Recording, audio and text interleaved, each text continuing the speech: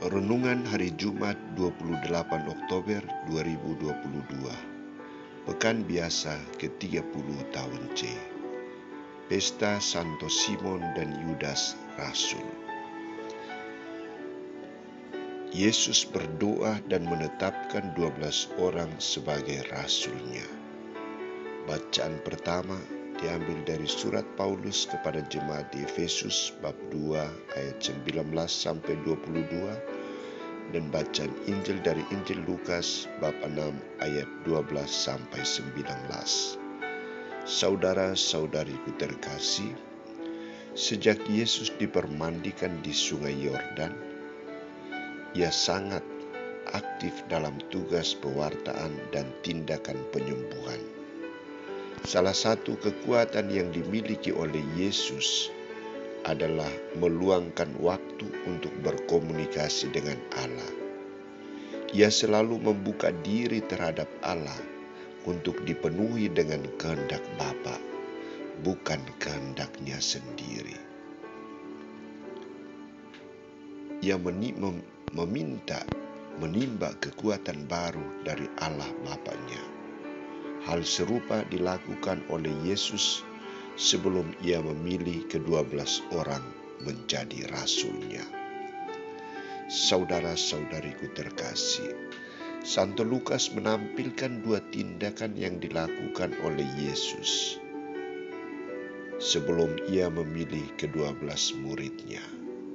Pertama, Yesus berdoa sebelum memilih ke-12 muridnya.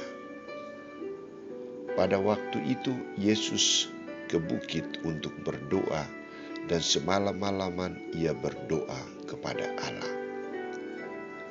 Di sini Yesus melibatkan Allah dalam pemilihan para rasul.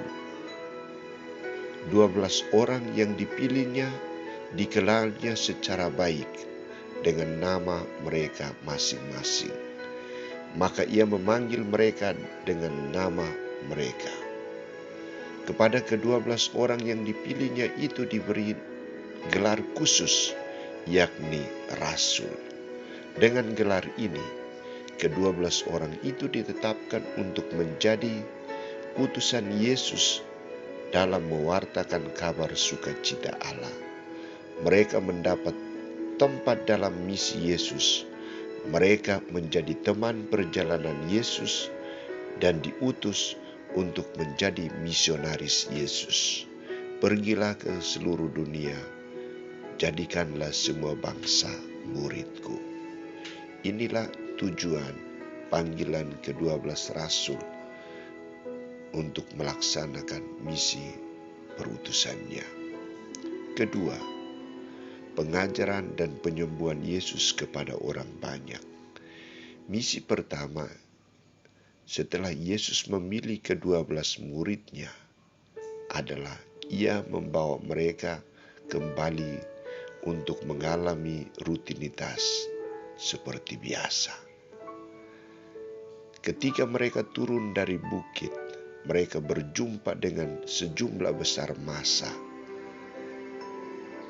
Ia melibatkan mereka dalam karya pengajarannya.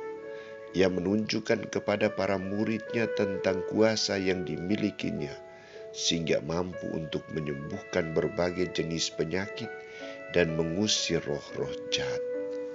Semua tindakan yang dilakukan oleh Yesus di mata murid-muridnya yang baru dipilihnya menjadi acuan dasar panggilan mereka menjadi rasul.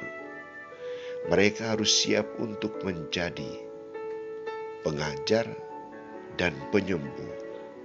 Mereka juga akan diutus untuk mewartakan sabda Allah dan diberi kuasa untuk menyembuhkan berbagai jenis penyakit setan. Tindakan kerasulan para murid Yesus nyata dan berbuah setelah kebangkitan Yesus. Saudara-saudariku terkasih, hari ini gereja secara khusus merayakan dua rasul, Rasul Simon dan Rasul Yudas. Simon dijuluki si Selot yang berarti yang rajin. Ia mewartakan Injil di Mesir, Persia, dan wafat di Irak bersama Yudas. Sedangkan Yudas disebut Tadeus, yang berarti yang berani. Ia mewartakan Injil di Mesopotamia dan kemudian bergabung bersama Simon dan mati sebagai martir di Irak. Kita mohon bantuan doa dari kedua rasul ini agar kita juga setia dan berani mewartakan Injil, memberikan kesaksian, memberikan bantuan kepada mereka yang sakit dan menderita. Santo Simon dan Yudas, doakanlah kami selalu.